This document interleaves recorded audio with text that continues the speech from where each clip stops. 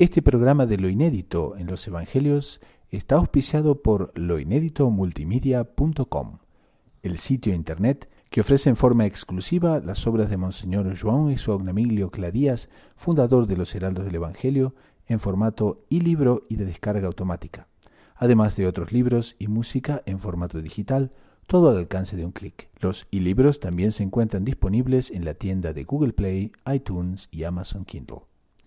Enriquezca su lectura y meditación de las Sagradas Escrituras en cualquier momento, lugar o circunstancia, ya sea en su tablet o teléfono móvil. Visite hoy mismo www.loinéditomultimedia.com y ayúdenos a evangelizar la Internet. Auspician esta transmisión Lumen Veritatis y Guiding Light Academy.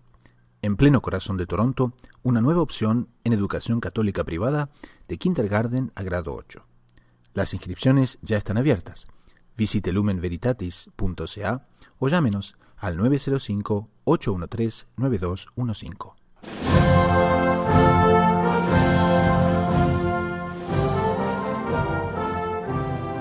En el episodio número 10 de Lo Inédito sobre los Evangelios, conversamos sobre el Evangelio de este domingo, Solemnidad de Cristo Rey, y sobre la realeza de Cristo. En las noticias, la gobernadora de Arequipa, en el Perú, consagra su ciudad a los corazones de Jesús y María. El cardenal Thomas Collins de Toronto desenmascara la eutanasia como ataque despiadado contra la dignidad humana. En la sección Preguntas y Respuestas, ¿Jesús estuvo en el infierno? ¿Por qué hay que confesarse en Adviento? ¿Qué significa el cuerpo místico de Cristo y hay un anticuerpo místico?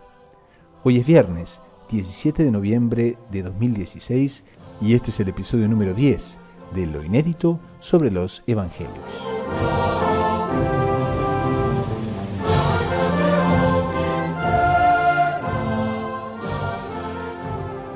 Bienvenidos a un programa más de Lo Inédito sobre los Evangelios, desde los estudios de Lo Inédito aquí en Toronto, Canadá. Quien les habla, el hermano Gustavo de los Heraldos del Evangelio. Y hoy tenemos dos invitados nuevos que nos honran con su presencia, y comenzamos por el padre Juan Carlos Casté, que está presentemente en Colombia. Salve María, padre Juan Carlos. Salve María, don Gustavo, ¿cómo le va? ¿Cómo está usted? Pero muy bien. Les cuento que el padre Casté es magíster en Sagrada Teología por la Facultad Pontificia de Teología de Lima, Perú. Y hoy también nos honra con su presencia. ¿Por qué? Porque el hermano Francisco se fue de misión. Se nos fue ahí para recorrer Colombia. Va a ser por lo menos 3 o 4 lugares en 3 semanas diferentes, y entonces lo vamos a echar de menos, pero nos ha mandado un sustituto de peso. Así que bueno, estamos aquí con el padre Casté muy contentos. Y también tenemos el padre Jonás, que se nos ha ido también con otros trabajos y otras incumbencias apostólicas, pero también ha mandado un sustituto también de peso, que es el padre Leopoldo Werner. Salve María, padre Leopoldo. Salve María, hermano Gustavo. Me da mucha alegría estar aquí con ustedes y, bueno, soy de peso, pero tampoco tanto, ¿eh? Tengo que adelgazar todavía. Somos varios los que tenemos que adelgazar. Primera vez aquí, y también les cuento que el padre Leopoldo es magíster en Sagrada Teología por la Pontificia Universidad de Medellín, la UPB. También tenemos al hermano Felipe Arcas, misionero en el Brasil. Salve María, hermano Felipe. Salve María, hermano Gustavo, ¿cómo están? Aquí muy contento de estar de nuevo en un programa más con todos ustedes. Desde Colombia, desde España, desde el Brasil y desde Canadá. Son 4 lugares diferentes que se reúnen hoy en el programa. Casi todo el mundo. Impresionante, ¿no? Qué lindo. Y les cuento también que este es el programa número 10 de Lo Inédito sobre los Evangelios. Así que hemos cruzado la primera decena, esperamos que sean muchas más. Y entramos entonces, nos zambullimos en el tema de hoy, el Evangelio de esta semana, que justamente trata de la realeza de nuestro Señor Jesucristo. Es nada más ni nada menos que la solemnidad de Cristo Rey. Y el Evangelio dice: en aquel tiempo las autoridades hacían muecas a Jesús diciendo: a otros ha salvado, que se salve a sí mismo. Si él es el Mesías de Dios, el elegido. Se burlaban de él también los soldados, ofreciéndole vinagre y diciendo: si tú eres el rey de los judíos, sálvate a ti mismo. Había encima un letrero de escritura griega, latina y hebrea: este es el rey de los judíos. Uno de los malhechores crucificados lo insultaba diciendo: ¿no eres tú el Mesías? Sálvate a ti mismo y a nosotros. Pero el otro lo increpaba: ¿ni siquiera temes tú a Dios estando en el mismo suplicio? Y lo nuestro es justo, porque recibimos el pago de lo que hicimos. En cambio, este no ha faltado en nada. Y decía: Jesús, acuérdate de mí cuando llegues a tu reino. Jesús le respondió: te lo aseguro, hoy estarás conmigo en el paraíso. Y es impresionante el contraste entre la narración del Evangelio, que es exactamente en el centro de la escena del Golgota, y la majestad de nuestro Señor Jesucristo. Entonces, abrimos ya la pregunta para el panel. ¿Qué es exactamente, en qué consiste la realeza de nuestro Señor Jesucristo? Bueno, si me permite, en primer lugar, algunos acréscimos a esta lectura tan bonita del Evangelio, que nuestro Señor cumplió aquella promesa que Él dijo: cuando yo sea levantado lo alto, atraeré todos hacia mí. Y eso muestra, digamos, la grandeza del instante mismo de su crucifixión y cómo brilla esa grandeza a pesar de lo paradójico de su situación, clavado en una cruz, golpeado, ensangrentado, coronado de espinas, lleno de heridas, de cicatrices. Sin embargo, Él manifestaba tal santidad, tal divinidad, que era verdaderamente rey. Bossuet, el gran autor, escritor, el gran obispo de Meaux en Francia, en la época de Luis XIV, él dice una cosa muy bonita. Cuando murió nuestro Señor, el cielo se oscureció, hubo un terremoto, el velo del templo se rasgó, decía, y que el centurión romano decía: este verdaderamente es el Hijo de Dios. Pues se comentaba lo siguiente: he ahí los funerales grandiosos del Hijo de Dios. Como diciendo que como Dios, Él mismo, hace una escena extraordinaria para el funeral de su divino Hijo. Ahora, en la grandeza de Él encontramos su trono. ¿Cuál es su trono? Una cruz. Su corona, las espinas. Su cetro, una caña que le pusieron en las manos, y las heridas, podríamos decir que son las condecoraciones que Él recibió. Es una cosa muy paradojal, porque solamente quien tiene fe comprende esa divinidad extraordinaria, esa realeza de nuestro Señor, ¿no? Que es una realeza por nacimiento, por naturaleza y por gracia, porque Él nos compró, porque nos adquirió al poder que el demonio tenía sobre nosotros. Y hoy en día el mundo muchas veces se olvida de esta realeza del Señor y lo considera como uno más, lo considera sin ver ese aspecto tan grandioso y tan divino de Él. Me parece que es, para comenzar la conversación, tal vez un tema que podría interesar, y tal vez el padre Leopoldo, el hermano Gustavo, el hermano Felipe podrían agregar, acrecentar cosas con mucho más brillo, interés y belleza. Interesante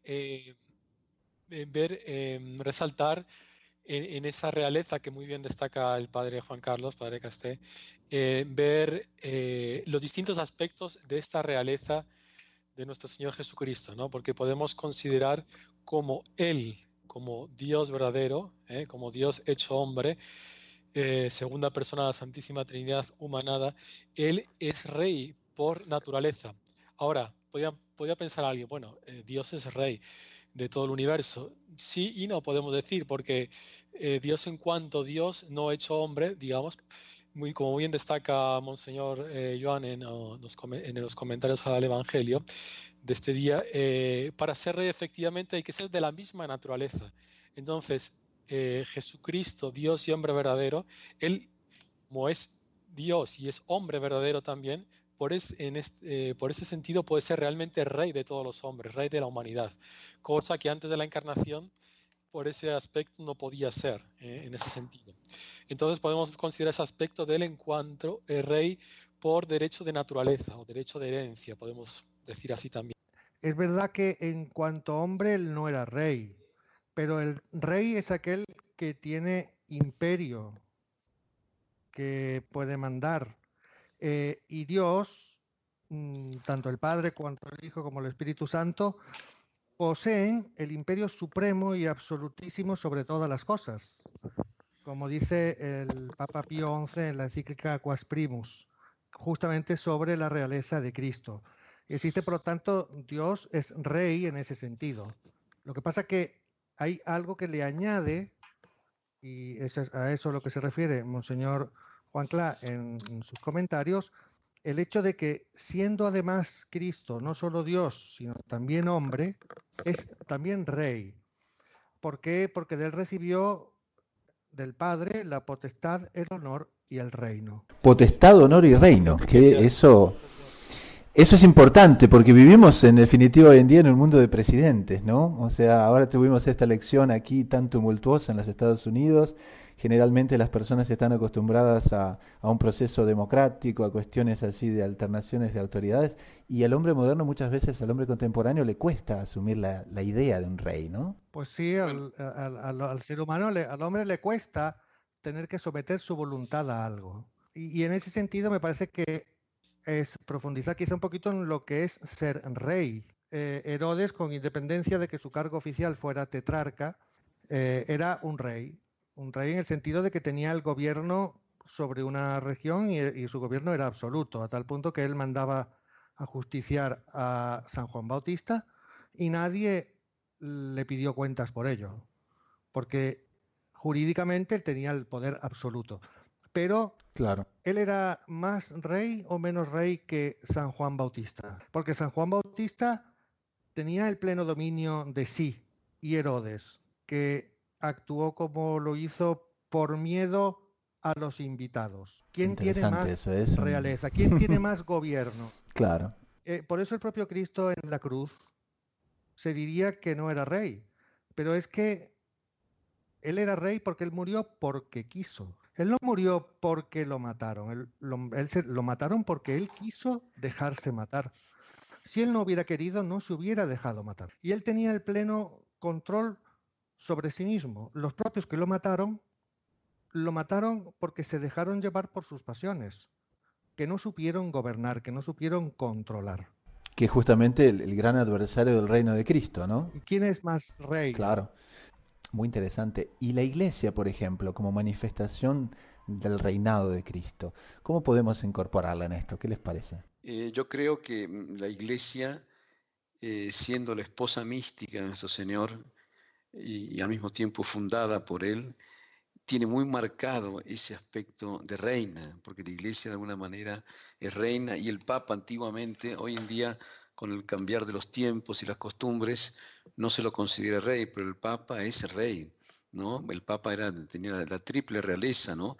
Estaba simbolizada en la tiara que usaban, digamos así, que hoy en día, digamos, tendríamos que hacer tal vez un retrospecto y pensar cómo la revolución liberal, la revolución francesa, han dado una idea de un rey déspota, de un rey tirano, de un rey que masacra, que aplasta, que oprime.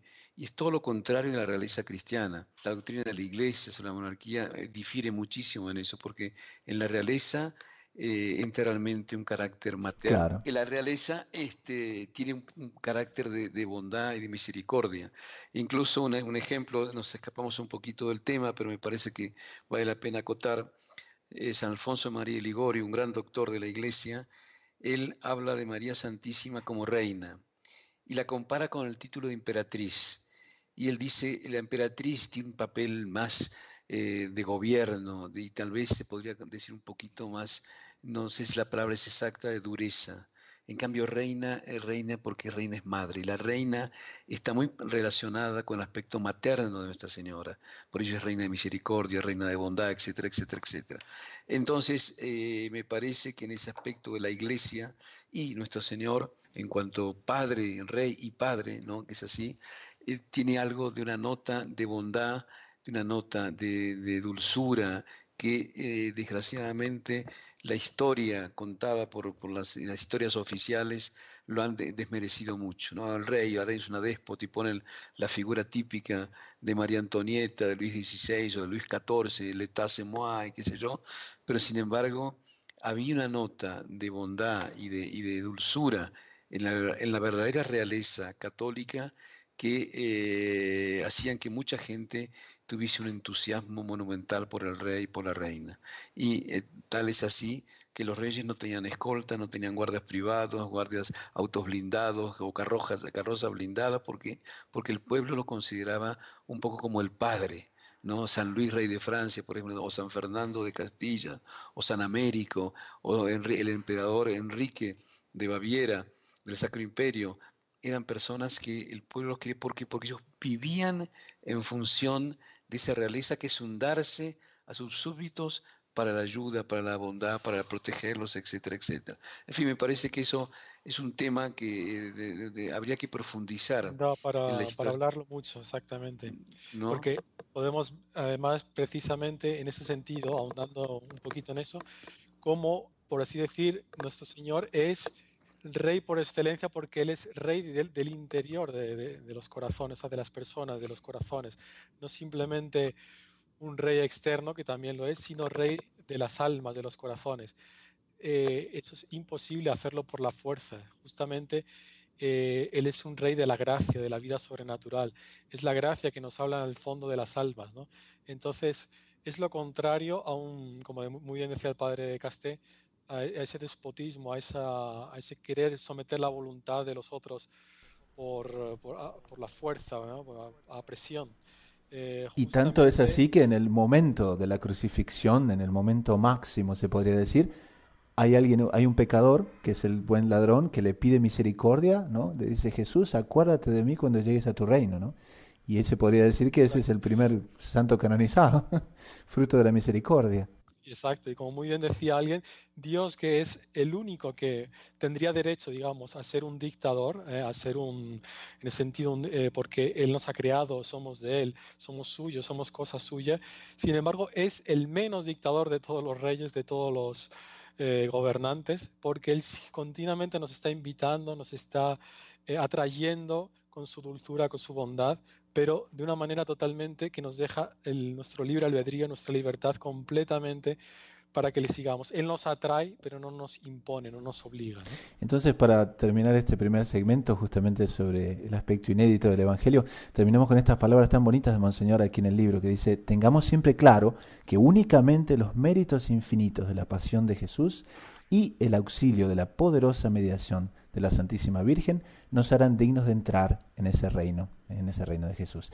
Y dice, siguiendo los pasos de la conversión final del buen ladrón, podremos esperar con confianza escuchar un día la voz de Cristo diciéndonos también, te lo aseguro, hoy estarás conmigo en el reino.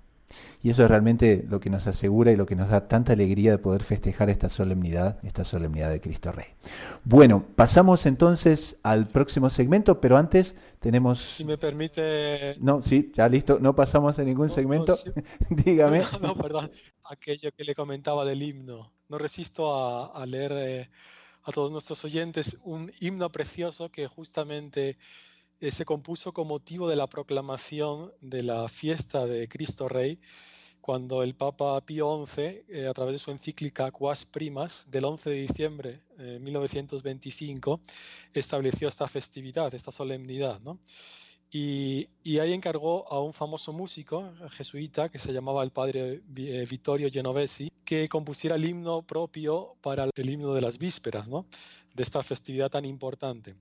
Y este jesuita, cogiendo todos los deseos que el Papa había expresado en su encíclica, para manifestar interna y externamente también esa realeza de Cristo, compuso un himno precioso que en latín se dice el te seculorum principem, a ti príncipe de los siglos, ¿no? Que voy a leer, no me resisto la traducción en español por la belleza que tiene y también para comprender un poquito la idea que tuvo el Papa con la proclamación de esta festividad, que no se refería solo, únicamente a esa realeza interior de las almas, sino también quería manifestar el Papa que en una época que había muchos, como conocen nuestros oyentes, muchos totalitarismos, estaba el fascismo, estaba el nazismo, estaba el comunismo, ¿no? Ya en boga, y quería manifestar que el verdadero rey de la sociedad humana no era ningún poder temporal, no era ningún dictador de la época, ningún jefe de gobierno, etcétera, sino que era nuestro Señor Jesucristo, ¿no? Entonces dice así la letra: Oh príncipe absoluto de los siglos, oh Jesucristo, Rey de las naciones, te confesamos árbitro supremo de las mentes y de los corazones. La turbamulta impía vocifera, no queremos que reine Jesucristo, pero en cambio nosotros te aclamamos y Rey del universo te decimos. Oh Jesucristo, príncipe pacífico, somete a los espíritus rebeldes y haz que encuentren el rumbo los perdidos y que en un solo aprisco se congreguen. Para eso pendes de una cruz sangrienta y abres en ella tus divinos brazos. Para eso muestras en tu pecho herido tu ardiente corazón atravesado. Que con honores públicos te ensalcen los que tienen poder sobre la tierra. Que el maestro y el juez te rindan culto y que el arte y la ley no te desmientan. Que las insignias de los reyes todos te sean para siempre dedicadas y que estén sometidas a tu cetro los ciudadanos todos de la patria. Glorificado seas Jesucristo, que reparte los cetros de la tierra, y que contigo y con tu eterno Padre, glorificado el Paráclito sea. Amén. No, realmente lindísimo. Y les propongo que lo pongamos también en las notas del programa. Y con esto entonces pasamos a la segunda parte de nuestro programa, que es las preguntas y respuestas de nuestros oyentes. Pero antes unos avisos sobre temas interesantes y cuestiones de nuestros auspiciantes. Y nos encontramos de aquí a poquito.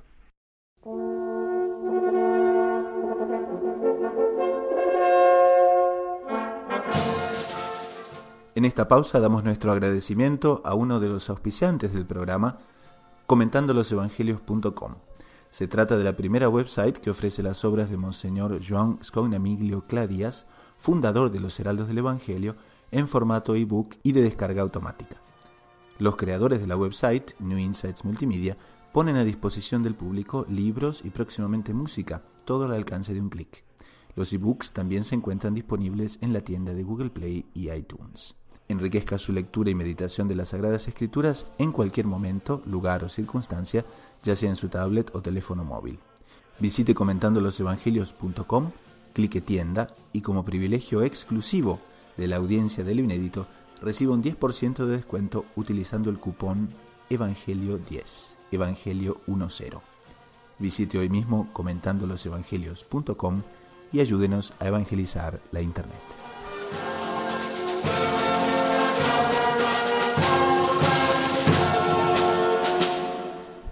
Pasamos al segundo segmento del programa, que son noticias de lo que aconteció en la iglesia y en el mundo. Y para comenzar, tenemos una noticia muy interesante que trata ya del tiempo de la Navidad y que será inaugurado en la Plaza de San Pedro el próximo 9 de diciembre, el pesebre y el árbol de Navidad, que de este año proviene de la isla de Malta. El pesebre será donación de la Arquidiócesis y Gobierno de Malta y es fruto de un concurso en el que participaron artistas locales.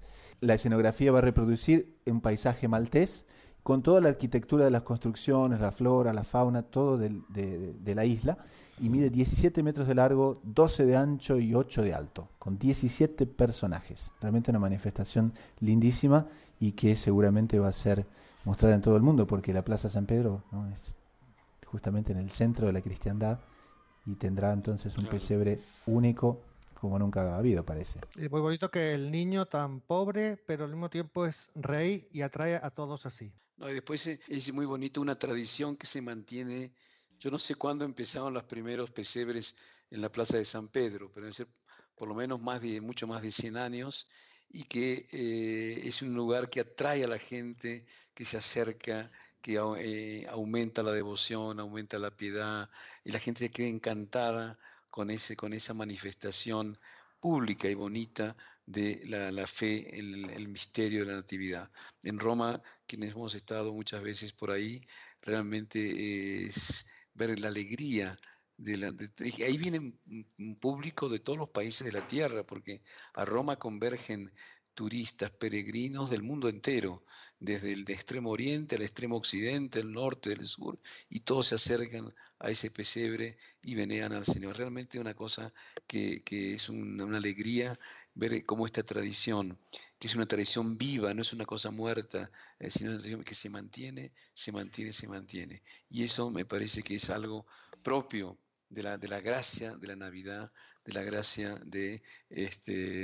propia de este tiempo, que es el nacimiento del niño Jesús. Nos olvidábamos de comentar que el árbol de Navidad también este año será un abeto rojo de 25 metros y que es proveniente de la localidad italiana de Trento.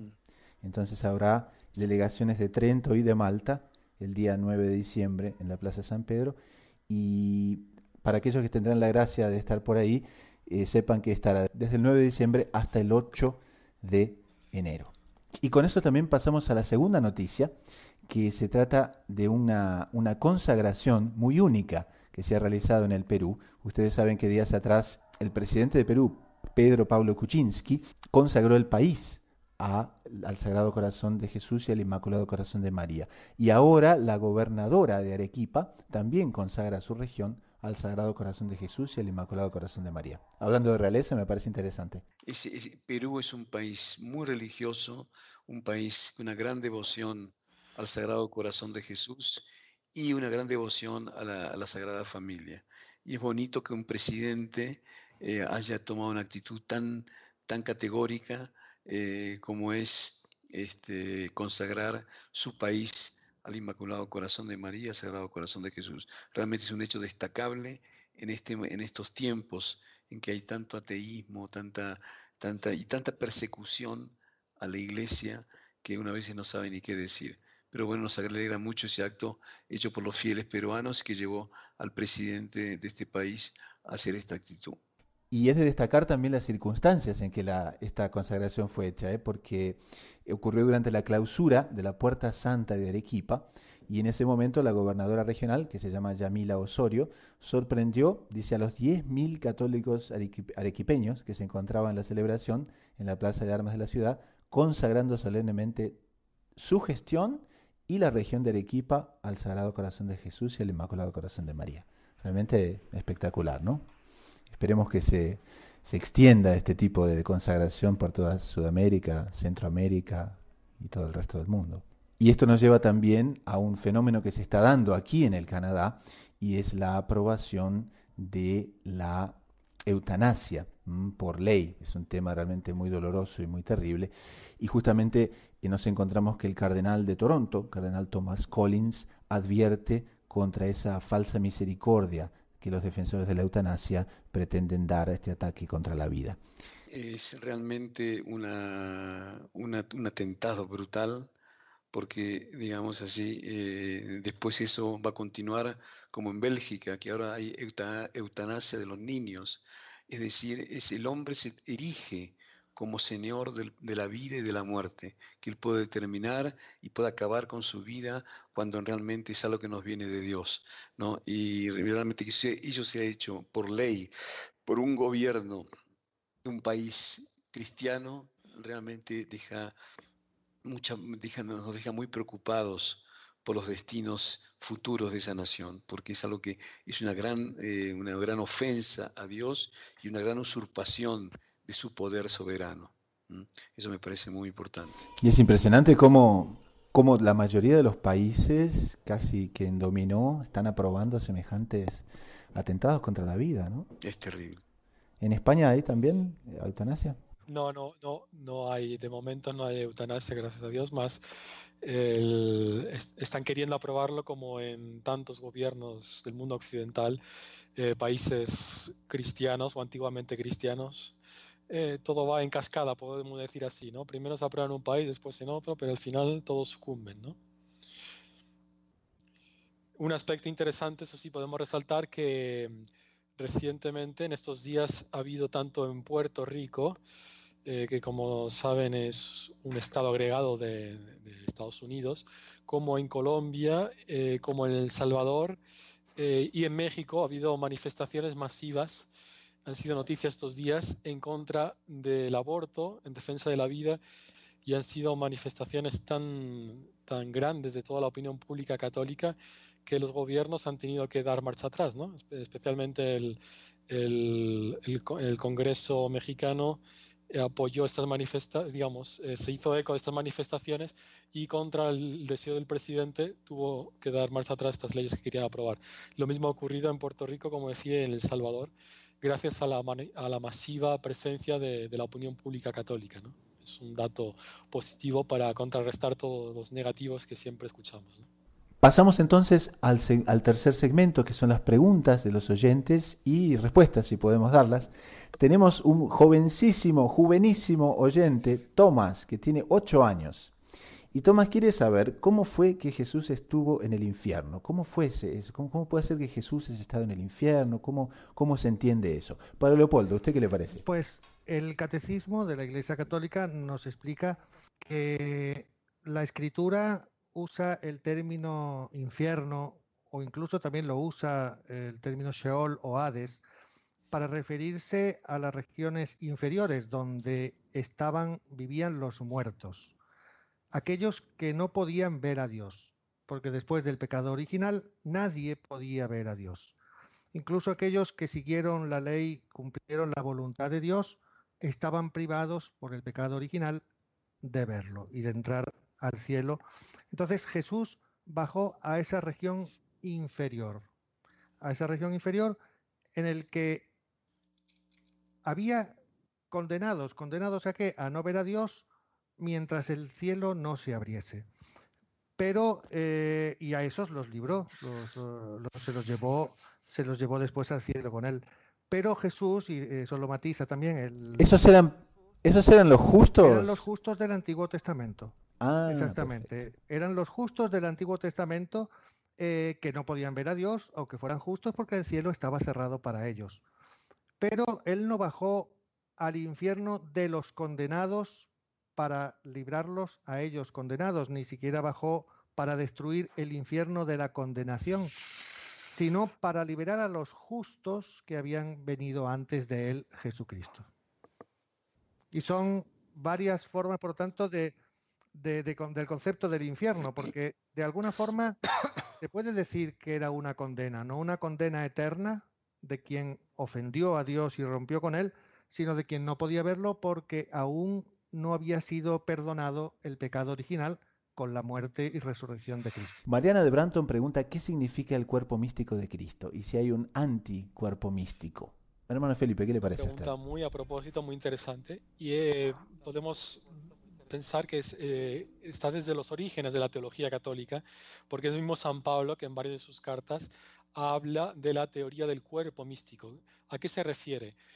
Lógicamente, igual que el cuerpo tiene sus miembros, tiene los ojos, los pies, las manos, la boca, etc., asimismo es la iglesia, que es llamada el cuerpo místico de Cristo. Todos los miembros, desde los superiores a los inferiores, son importantes.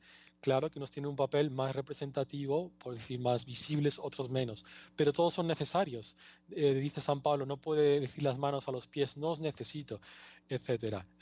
Entonces vemos cómo está muy bien explicado, muy bien reflejado en la doctrina que San Pablo nos da de pensar lo que es un cuerpo humano y eso transponerlo a el cuerpo espiritual, que es el cuerpo místico de la iglesia. Entonces, en ese sentido, se habla. ¿Hay un anticuerpo místico? Sí, podemos decir, en cierto sentido, sí hay. No igual que la iglesia, lógicamente, porque la iglesia cuenta con la gracia, cuenta con el Espíritu Santo que le da sustento y le da cohesión. Eso no tiene el demonio, que sería el anticuerpo místico, pero en el sentido de espiritual, de cuerpo espiritual, sí que también podemos pensar que hay un cuerpo místico del demonio, que sería el anticuerpo místico de la iglesia. Marta de Brampton nos pregunta, ¿por qué hay que confesarse en el tiempo de Adviento? Padre Casté. Bueno, la pregunta me gusta mucho porque nos proporciona la oportunidad de hablar un poquito sobre el Adviento. Desde hace muchísimo tiempo, la Iglesia en su sabiduría dedica un tiempo más o menos análogo al tiempo de Cuaresma. Entonces, ese tiempo que la Iglesia nos proporciona es un tiempo en el cual debemos purificar nuestra alma, limpiarla de nuestros pecados, de todo aquello que sea orgullo, que sea resentimiento, rencor, odio, todo aquello que nos ha apartado de Dios y que nos aparta habitualmente de Dios, para que nosotros reflexionemos, pensemos y preparemos nuestra alma para para este día, esta fiesta de tanta inocencia y tanta bondad. Ahora bien, ustedes saben que el sacramento de la confesión, podríamos decir que es el sacramento de la misericordia, el sacramento del perdón. Cuando Dios perdona a través del sacerdote, todo queda limpio, todo queda perdonado, y la persona recupera, digamos así, como que la inocencia bautismal, recupera la pureza de su alma y el alma sale limpia, leve, después de una buena confesión. Y por eso la Iglesia aconseja mucho la confesión en el Adviento, como lo mismo en la Cuaresma o en la Pascua. ¿Para qué? Porque la confesión tiene el primer efecto, es el perdón de los pecados. Pero hay un efecto secundario extraordinario que a veces no se comenta mucho, pero es que el alma que se confiesa, en su alma aumenta la gracia de Dios, aumenta la gracia santificante, aumenta la vida del propio Cristo en el alma de la persona en gracia, y esa presencia de Dios nos da fuerza para rechazar el pecado y practicar la virtud con más energía, con más ánimo. Por lo tanto, es una norma de sabiduría, de bondad y de amor que la Iglesia nos pone, ese consejo. No es una cosa obligatoria, es un consejo de purificar nuestra alma por medio de la confesión. Es algo que nos hace un gran bien y nos ayuda a acercarnos con el alma más leve, el alma más limpia al pesebre, para adorar al niño Jesús y venerar con amor y alegría a la Virgen Madre y al glorioso Patriarca San José. Sería eso. Podemos continuar en el próximo programa. Me encantó la invitación del hermano Gustavo, compartido con don Leopoldo, un sacerdote al cual conozco hace muchos años y tengo un gran afecto y simpatía, lo mismo el hermano Felipe, y estamos a su disposición para nuevos programas y lo que digan ahí don Gustavo. Sería eso, y que Dios los bendiga a todos. Muchísimas gracias. Salve María. Salve María. Pues ha sido una alegría para mí estar con todos ustedes. Como decía el padre Casté, nos conocemos todos hace mucho tiempo y tenemos mucho aprecio los unos por los otros, y esperamos haber podido contribuir de alguna manera al bien espiritual de los que nos oyen. Lo confiamos a la Santísima Virgen. Muchas gracias por su atención y hasta el próximo programa. Salve María. Y con esto llegamos al final del programa número 10 de lo inédito sobre los Evangelios. Para suscribirse gratuitamente al programa, que es quincenal, visite loinéditomultimedia.com seleccionando podcast en el menú principal. Les comentamos además que en el mismo site, loinéditomultimedia.com, también pueden suscribirse gratuitamente al Evangelio Diario y recibirán el Evangelio todos los días en forma de audio directamente a su celular. No dejen de visitarnos y nos despedimos hasta el próximo encuentro en 15 días. En nombre del equipo de producción y de quien les habla, el hermano Gustavo Kral de los Heraldos del Evangelio, un caluroso y cordial Salve María.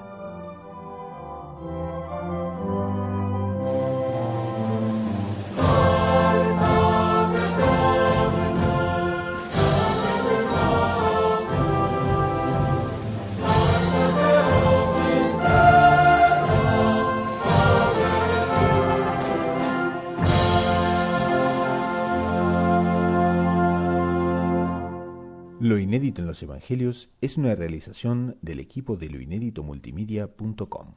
En el sonido, Brett Sequeira. En los posts diarios, Claudia Marroquín y Fabio Rocha. En la locución, Mari Cruz. Idea y producción, Emiliano Introcaso y Gustavo Kral. Producidos en los estudios de New Insights Multimedia en Toronto, Canadá.